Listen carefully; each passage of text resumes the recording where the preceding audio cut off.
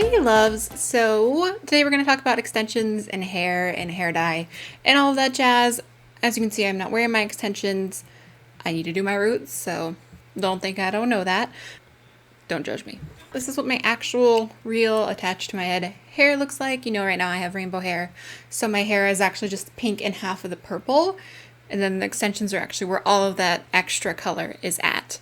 I'm going to answer a few questions about how I make my hair color last and hair dye that I use before I put in my extensions and show you the new extensions, because all of that applies much more to my real hair, because I honestly don't wash the extensions often because you're not supposed to, you don't need to.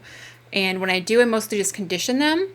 But on my actual hair, I always end up mixing a few pinks and a few purples just to get kind of the color I'm desiring at the moment. And I always have a lot of hair dye. I just hold on to it, and I always dilute it a lot with conditioner, so a little goes a long way. And a lot of the ones that I use, like Sparks and Raw, are pretty pigmented, so you don't need a lot. It's really like maybe 1/4 dye to 3/4 conditioner. Therefore, these bottles last for forever. I always get asked what colors I use, and honestly, it kind of changes each time depending upon what I have. If it's a pink that I have or purple that I have, I mean, I'm gonna use it and usually use it up, and I'll just mix them together to create what I feel like. So I'm just going to show you kind of the ones that are the majority of what's on my hair. So mostly this one and a little bit of this one.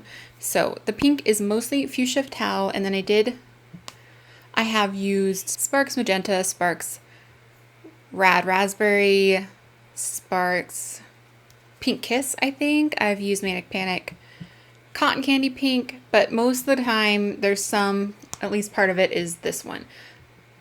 This one's great. There's definitely nothing bad I can say about it. You can add more conditioner to make it lighter. You can also use one of those clear mixers. I know Sparks has one, and that'll help make it more pastel that you're going for. I never really want super bright. I think I always aspire to that like pastel shade. But by starting my hair a little darker than that, it's going to last longer, and then I only have to touch up the actual color every time that I redo my roots, which is about once a month, so I'm about there. Ugh. And since I just got my hair cut again not that long ago, it seems to be growing, it feels like it's growing faster. I don't know. I heard that was all a myth. I don't know. Do you know? Is that a myth? So the pink that I usually use is this one. Almost always. Oh, it looks real. That's real cute. I don't have the box anymore, but this is Sparks. I have used this so many times. This is the most pigmented purple I have ever used in my life. Ever. I really do like Raw's Deep Purple. I like, let's see, Lavender Cloud by Raw as well. Usually, this is the majority of it. You can use like the size of your pinky nail in with conditioner, and it's going to turn your hair purple. It's crazy. This stuff is intense. Crazy. Okay, so we'll just talk about this pink and purple for right now, and then I'll get to the other colors when I show you the extensions and have the extensions in, so I can actually show you. So as far as hair care, I only wash my hair once to twice a week, depending upon when it needs it. I often use dry shampoo or even baby powder. I know that sounds super ghetto, super just like, I don't know.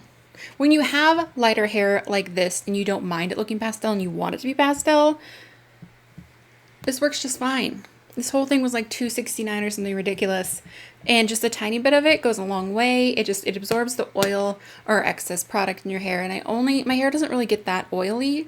It's mostly excess product buildup. So I'm able to just kind of put a tiny bit of this in, or whatever dry shampoo I am using at the time. I've used Batiste. I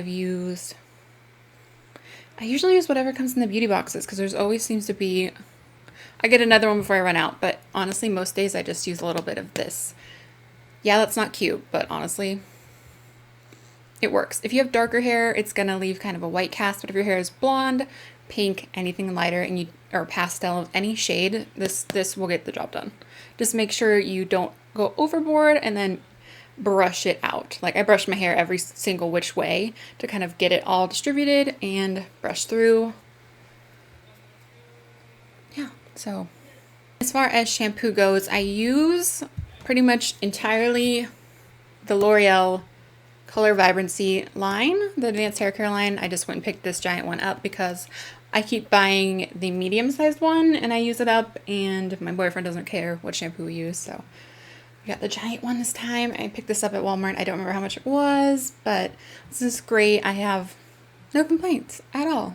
I can't think of anything negative to say about it. Definitely gets the job done.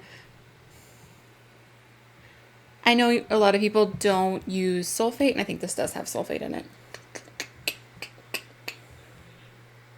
Yes, it does. So, I mean, if that's your thing, don't use this. But this is honestly what I use. So I'm sharing with you what I use on my hair, and you know, my hair stays pretty darn vibrant. So no complaints. So I use this shampoo.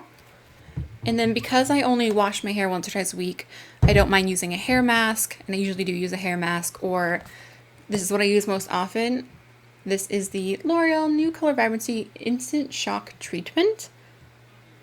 It's an antioxidant, has linseed oil, 60-second deep nourishment, shine magnified, lightweight melting mask. It's for color treated and fragile hair. So this is a shine booster and a deep conditioner.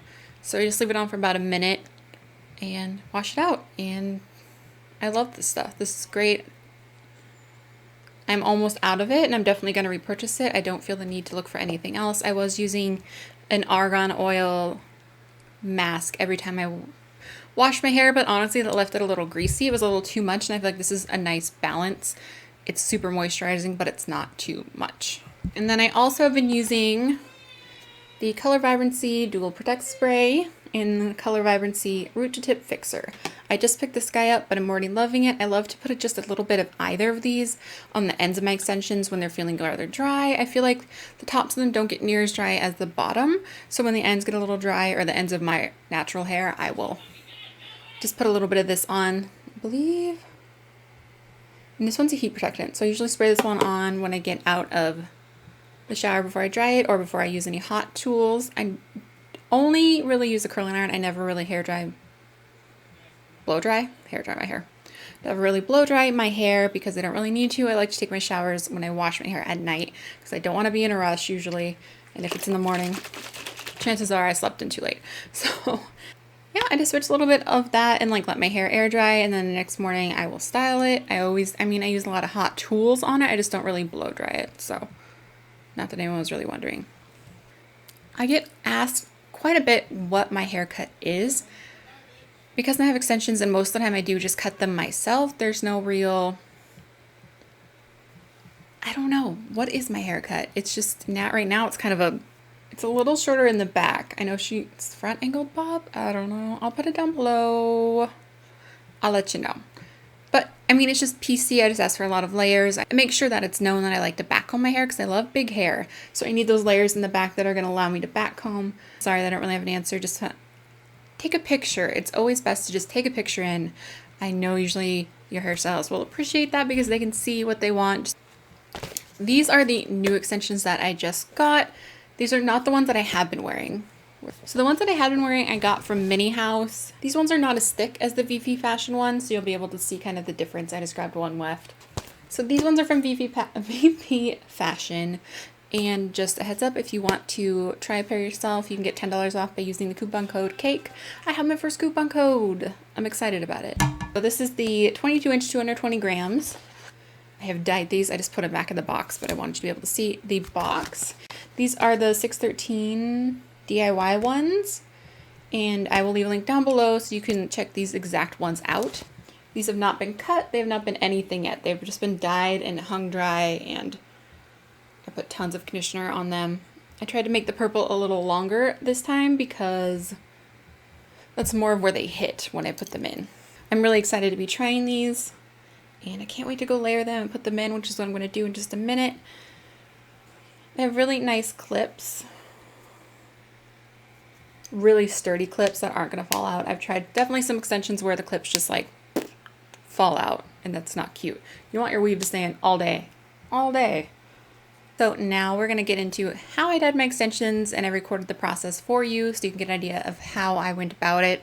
I get asked all the time how I get the colors to blend, how long it lasts, and all of that. What the beautiful thing about extensions is you're rarely going to wash these, so you're only going to have to really worry about your natural hair.